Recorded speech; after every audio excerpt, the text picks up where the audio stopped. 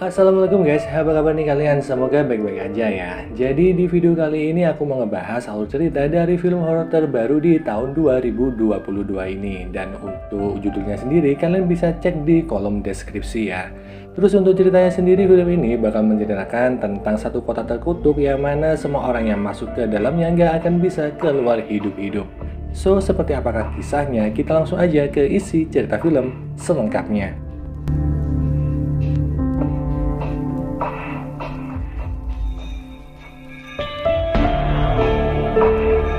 Cerita dimulai dengan diperlihatkan suasana kota terpencil bernama Yin Yang. Saat itu tengah malam dan hujan turun dengan lebat. Lalu kita bakal dibawa ke toko peti mati. Di malam itu, toko tersebut kedatangan 3 orang pria yang bermaksud memesan sebuah peti mati. Dan dengan tanpa curiga, si pemilik toko ini menerima ketiga pria tersebut. Namun di sini ada yang aneh, meskipun hujan, ketiga pria itu sama sekali nggak basah. Bahkan mereka berjalan seakan tak menyentuh tanah. Saat sampai di dalam, pemilik toko menanyakan tentang keadaan jenazah yang akan dibuatkan peti. Salah satu pria berkata kalau kondisi fisik jenazah persis seperti si pemilik toko. Peti matinya juga harus dari kayu terbaik dan dipoles dengan cat sinabar. Mendengar hal itu, si pemilik toko tahu kalau peti semacam itu cuma digunakan oleh korban kecelakaan. Meskipun banyak hal aneh dengan ketiga pria tersebut, karena mata duitan si pemilik toko peti mati ini nggak memperhatikannya. Bahkan si pemilik toko ini ngajakin ketiga pria itu bermain dadu. Saat bermain dadu ini, anak angkat dari si pemilik toko yang bernama Sangu menyadari bahwa mereka bertiga adalah hantu.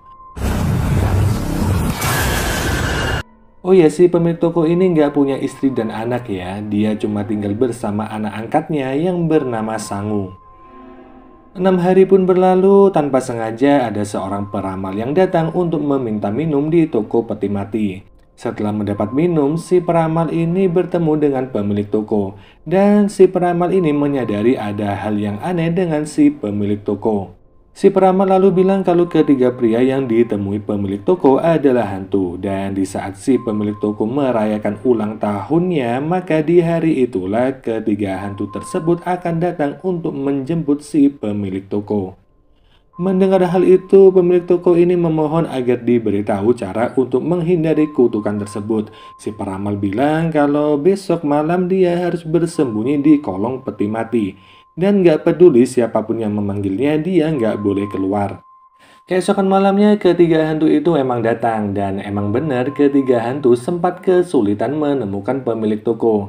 Tapi emang dasarnya udah waktunya mati, hantu-hantu tersebut pun juga bisa nemuin si pemilik toko.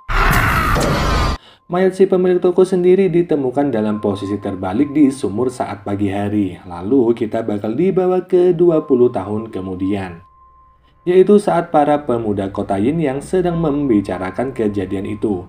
Pasalnya sejak saat itulah kota Yin Yang ini seakan dikutuk, di mana semua orang yang udah terlanjur masuk ke kota Yin Yang gak akan bisa keluar hidup-hidup.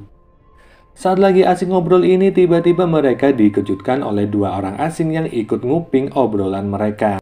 Kedua orang asing ini adalah Ian dan Bao. Mereka adalah pemburu barang-barang spiritual yang gak sengaja nyasar di kota Yin Yang. Salah satu pemuda yang bernama Chen memperingatkan mereka tentang kutukan kota Yin Yang, bahwa yang udah masuk gak akan bisa keluar. Bahkan Chen menceritakan beberapa kasus kematian warga kota yang mencoba pergi dari kota Yin Yang. Seperti seorang pandai besi yang ditemukan tewas di cairan besi panas di malam sebelum dia pergi dari kota. Penebang kayu yang tertusuk dahan pohon, dan nelayan yang tenggelam karena berusaha pergi lewat jalur sungai. Sesaat kemudian datang laki-laki gila ke tempat itu, dan karena baunya yang sangat busuk, Ian dan Bao segera meninggalkan tempat itu.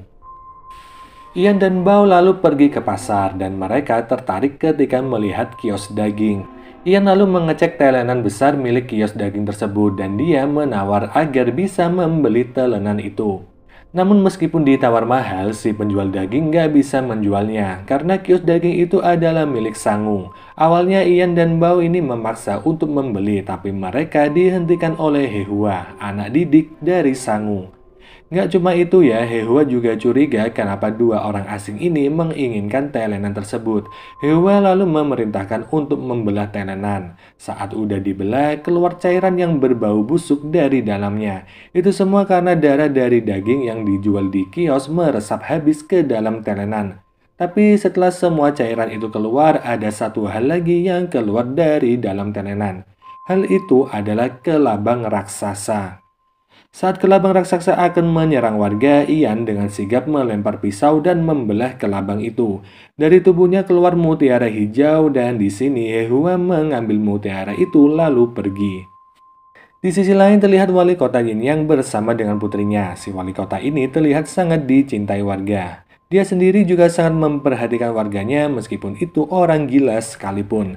Tapi anak perempuan wali kota ini agak sulit diatur. Dia meninggalkan ayahnya dan pergi ke kedai untuk minum-minum. Di kedai terlihat juga sekumpulan pemuda yang ada di awal film tadi. Dan sepertinya Chan ini naksir sama anak wali kota. Tapi tentu aja ya anak wali kota ini nggak mau sama dia. Sesaat kemudian Hehua datang bersama Ian dan Bao yang terus mengejarnya untuk membeli mutiara kelabang. Dan di sini anak wali kota terlihat naksir sama Ian. Terus Ian menjelaskan bahwa mutiara itu bukanlah mutiara biasa. Mutiara itu adalah mutiara penghalang angin. Benda tersebut berfungsi untuk menghilangkan racun baik itu di udara ataupun di makanan. Setelah mendengar penjelasan tersebut, Hehua ini mengajak anak wali kota untuk pergi. Ian sendiri udah menyerah dan bermaksud pergi dari kota Yinyang. Chen yang mendengar Ian akan pergi dari kota lalu memperingatkannya bahwa nggak ada satu manusia pun yang bisa keluar hidup-hidup dari kota Yinyang. Chen lalu bercerita tentang bagaimana kisah si orang gila. Saat itu dia nggak sengaja melewati vihara nenek yang berada di pintu keluar kota. Karena hujan deras, orang itu pun berteduh di vihara nenek. Namun sialnya si bapak ini kebelet boker. Dan dia dengan nekat boker di dalam vihara. Saat mau selesai boker tentu aja nggak ada tisu di tempat itu. Namun sesaat terlihat tangan yang menawarkan kertas dari bawah kakinya. Saat dia menoleh ke arah patung nenek, patung tersebut udah nggak ada. Dan sejak itulah si bapak ini menjadi gila. Bapak itu sendiri adalah ayah angkat dari Hehua. Sebelum kejadian itu, dirinya telah menitipkan Hehua pada Sangu untuk berguru. Vihara nenek sendiri menjadi keramat karena dahulu ada orang kaya yang membangun vihara itu di pintu keluar kota. Orang itu sangat kaya namun rumahnya terbakar pada suatu malam. Hanya ada satu penghuni yaitu nenek-nenek dari keluarga tersebut. Dia meminta pertolongan kepada warga tapi nggak ada satupun yang menolongnya. Sampai akhirnya seluruh anggota keluarga si nenek tewas dalam kebakaran itu. Wali kota sebelumnya juga ditemukan tewas saat berburu di hutan perbatasan kota. Sejak saat itulah kutukan yang sebenarnya muncul dan wali kota baru membuat peraturan agar warga nggak pergi keluar kota karena kutukan tersebut. Namun cerita itu dibantah oleh seorang kakek-kakek di kedai. Kakek-kakek ini membantahnya karena anak si kakek menjadi korban kutukan. Tapi tetap aja si kakek nggak percaya kalau anaknya tewas gara-gara kutukan kota. Di malam harinya, Ian dan Bao tetap berusaha keluar dari kota Yinyang. Saat melewati hutan, mulailah terjadi kejadian-kejadian mistis. Ian melihat Hehua yang memanggilnya. Saat udah semakin dekat, Bao menghentikan Ian. Yang ternyata sosok Hehua itu adalah tali gantung diri. Karena hal tersebut juga mereka memutuskan untuk mengikat tangan satu sama lain. Dan di saat inilah Bao mulai mengalami kejadian-kejadian mistis. Saat itu dia melihat batu nisan atas namanya dan dalam liang kubur dia melihat dirinya yang udah menjadi hantu.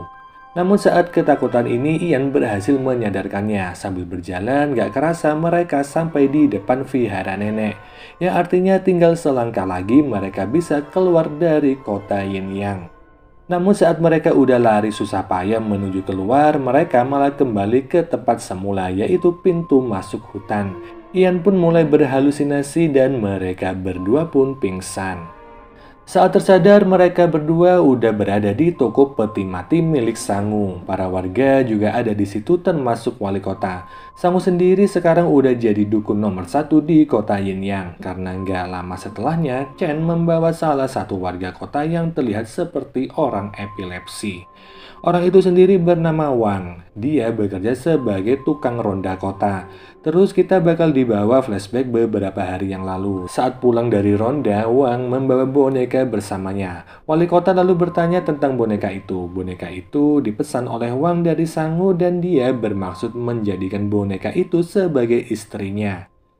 Si peramal yang melihat hal itu lalu memperingatkan Wang, tapi Wang nggak peduli. Terus si peramal mulai meramal Wang. Dan si peramal ini bilang kalau Wang bakal mati gara-gara boneka wanita itu. Mendengar hal tersebut, Wang ini menjadi marah. Ia pun segera meninggalkan tempat itu sambil ngomel-ngomel.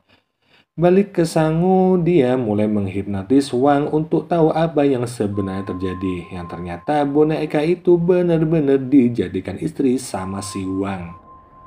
Sampai-sampai si boneka ini dibeliin bedak sama Wang. Wang juga ngasih mata di boneka itu dengan darahnya. Namun setelah hal itu boneka milik Wang menjadi hidup. Wang sendiri setelah itu dibawa ke rumah sakit, sedangkan orang-orang yang ada di toko peti mati mulai pergi dari toko tersebut. Namun saat keluar dari toko terlihat kakek-kakek tua yang ada di kedai tempo hari. Seperti biasa si kakek ini ngoceh-ngoceh memaki kebijakan wali kota yang melarang warga keluar dari kota karena kutukan. Tapi sesaat kemudian si kakek ini terbakar karena kaca pembesar yang dia pakai untuk membaca. Ia pun mati seketika dan hal itu makin menegaskan kutukan kota Yinyang. Sedangkan di malam harinya terlihat Wang yang lagi sendirian di rumah didatangi oleh istri bonekanya yang hidup. Lalu Wang ini ditemukan tewas oleh para warga. Sedangkan di sisi lain, rekan rondanya Wang didatangi oleh sesosok makhluk gaib. Makhluk itu sendiri adalah hantu Wang. Yang selanjutnya, keesokan harinya saat He Huan membuka toko, dia melihat rekan rondanya Wang udah tergantung gak bernyawa. Sedangkan di kota, para warga mulai ketakutan terhadap Ian dan Bao. Para warga ini merasa kalau Ian dan Bao adalah pembawa sial karena sejak kedatangan mereka banyak kejadian-kejadian aneh yang menimpa warga. Di hari itu juga Ian dan Bao diundang ke rumah wali kota. Pengawal wali kota menawarkan lukisan langka terhadap Ian. Lukisan itu sangat tak bernilai harganya, namun sebagai gantinya Ian harus menikahi anak wali kota. Tentu aja Ian ini menolak tawaran itu, namun si pengawal bilang kalau Ian gak punya banyak pilihan, apalagi situasi kota yang kini menganggap Ian dan Bao sebagai pembawa sial. Karena bisa aja mereka malah tewas di masa warga. Ian sendiri gak peduli akan hal itu dan meninggalkan rumah wali kota. Saat sampai di pasar banyak warga yang heboh karena sesuatu, yang ternyata kakak iparnya Chen tewas di sungai dalam keadaan berdiri.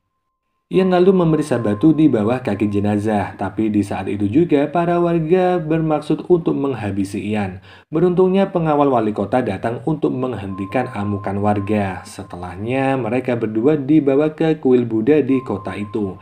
Sebelum masuk, He Huan memberikan makanan kepada Ian. Ia juga ngasih kode kepada Ian lewat keranjang makanan. Saat masuk ke kuil, terlihat kalau kuil ini udah nggak keurus sama sekali. Mereka pun menyalakan lilin dan lampu minyak yang udah tersedia di sana. Di saat itu juga Ian mengecek isi dari keranjang makanan dan ternyata He Hua ini memasukkan mutiara kelabang di dalam keranjang itu. Di sisi lain, Sangu yang lagi ngeteh didatangi oleh bapak-bapak gila. Sangu bilang kalau He Hua lagi nggak ada. Terus si bapak gila ini tiba-tiba ngomong seakan-akan dia bukan orang gila. Yang ternyata si bapak ini emang bukan orang gila ya. Selama ini dia cuma pura-pura gila aja. Si bapak ini juga yang menyelamatkan Ian dan Bao saat pingsan di hutan perbatasan kota. Bapak ini juga berkata apakah Sangu pernah merindukan anak kandungnya. Mendengar hal itu, Sangu menjadi kaget. Terus kita bakal dibawa flashback 20 tahun yang lalu. Yang ternyata si pemilik toko peti mati sering memperkaos Sangu. Meskipun di sini Sangu adalah anak angkatnya sendiri, tapi hampir setiap malam Sangu dikituin sama si kakek-kakek tua ini. Hingga akhirnya Sangu ini hamil dan di hari ulang tahun si pemilik toko, Sangu memasukkan obat tidur ke sakenya. Lalu Sangu memasukkan tubuh si pemilik toko yang udah tertidur ke dalam sumur. Hal ini juga ternyata dilihat oleh rekan rondanya Wang. Setelahnya Sangu melahirkan secara sembunyi-sembunyi di kuil Buddha dan membuang bayinya di pelabuhan. Si bapak-bapak gila ini lalu memungut bayi itu dan diberi nama Hehua. Ia juga dengan sengaja menitipkan Hehua pada Sangu saat udah dewasa. Itu semua agar Hehua bisa hidup di dekat ibu kandungnya sendiri. Mendengar hal itu, Sangu menjadi syok dan mengusir si bapak-bapak gila. Sedangkan di sisi lain, Bao yang ada di kuil Buddha mulai diteror oleh sosok-sosok gaib.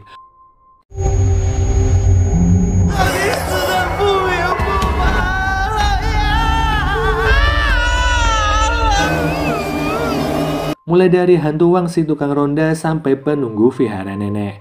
Tapi ternyata itu cuma halusinasi Bao aja. Ia disadarkan oleh Ian dan mereka kembali masuk ke kuil dengan menggunakan kekuatan mutiara kelabang. Mutiara itu menyerap semua racun yang ada di dalam kuil. Racun itu sendiri ternyata berasal dari lampu minyak yang mereka nyalakan. Di sini Ian menyadari akan satu hal dan mereka memutuskan untuk berpura-pura mati. Dan benar aja ya, sesaat setelahnya Chen datang untuk memastikan kematian mereka. Pagi harinya diadakan festival di kota itu.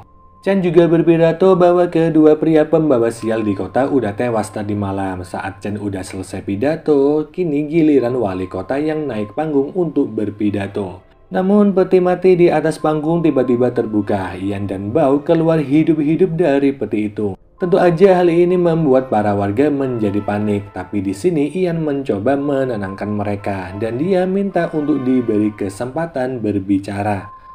Sebenarnya wali kota ini nggak ngizinin mereka, tapi Sangu minta agar Ian diberi kesempatan untuk bicara. Ian pun mulai bicara dan dia ngomong kalau wali kota Yin yang ini dulunya adalah seorang bandit yang terkenal. Itu semua ia ketahui dari lukisan langka yang dimiliki oleh wali kota. Lukisan itu adalah lukisan istana yang hilang setelah dicuri oleh bandit yang tersohor saat itu. Wali kota juga membuat peraturan agar warga nggak keluar kota. Itu semua karena dia takut warga mengetahui kabar dari dunia luar sehingga kedoknya terbongkar.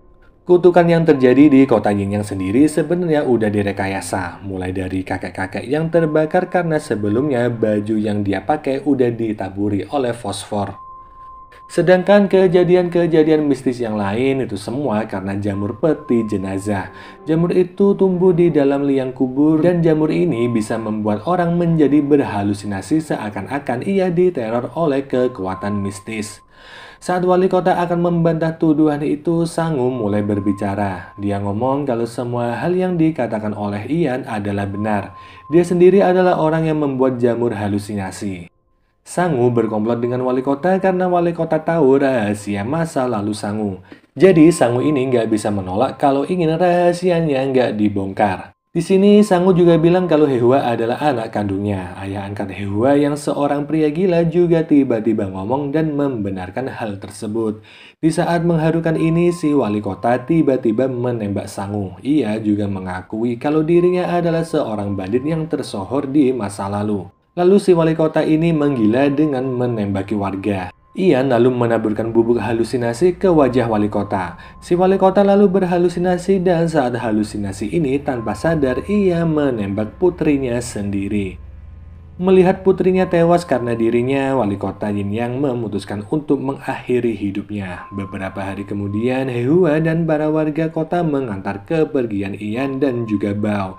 Mereka lalu melanjutkan perjalanan untuk mencari benda-benda spiritual di suatu tempat yang angker.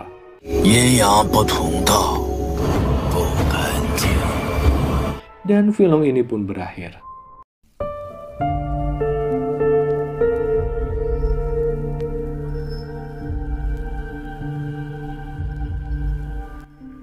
Oke guys, jadi tadi adalah seluruh alur cerita dari filmnya. Untuk plot twist-nya sendiri aku agak kecewa sih. Kenapa dibikin kalau hantu-hantunya itu cuma rekayasa doang? Padahal hantu-hantu di film ini tuh lumayan keren dan lumayan serem. Tapi ya terserah yang bikin film ya. Oke, mungkin gini aja pembahasan film kali ini. Kita jumpa lagi di video selanjutnya. Wassalamualaikum warahmatullahi wabarakatuh. Bye.